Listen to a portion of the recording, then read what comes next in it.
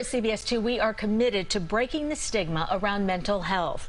Thanksgiving just 2 days away, Christmas only 5 weeks, and while a lot of people love the holiday season, there are lots of people who have a difficult time with all the stress and high expectations. And according to the National Alliance on Mental Illness, 64% of people with an existing mental illness report that the holidays make their condition worse. Joining me now is psychologist Dr. Jennifer Hartstein. Thank you so much for being here. Thanks for having me.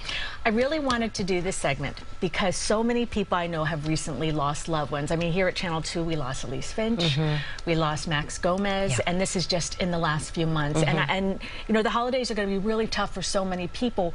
What advice do you have for families who are you know, mourning a loss during holidays? And many of us are, right? So I think the key thing is that we kind of tiptoe around even talking about our loved ones. And I think it's so important, bring them to the table, bring their memories, talk about them, you know, talk about what they loved about the holiday. Kind of the memories keep them alive for us. So while they might not be there physically, kind of how you talk about them, how you bring them up, don't ignore that.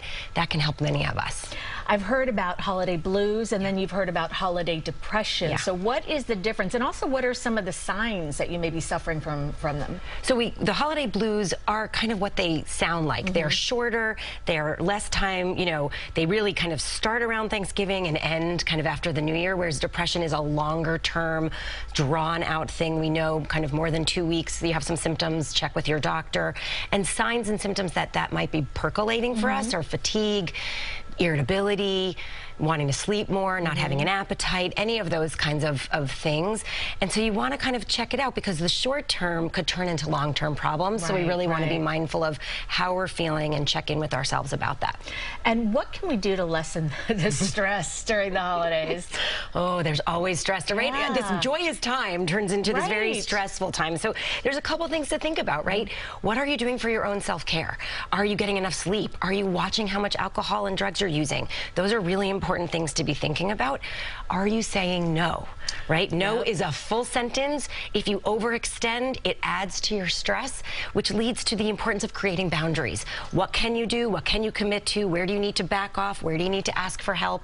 All of those things are really important. Lean into your supports. Ask people to, you know, contribute, to join in, to do something, and that can take a lot of that stress off your table. I like that. Say no. Say no. It's a full sentence. You get so overwhelmed. All right, if you know someone who's going through holiday blues, what can you do to help? I think many of us avoid the conversation. I think the important thing is to really say to someone, how are you?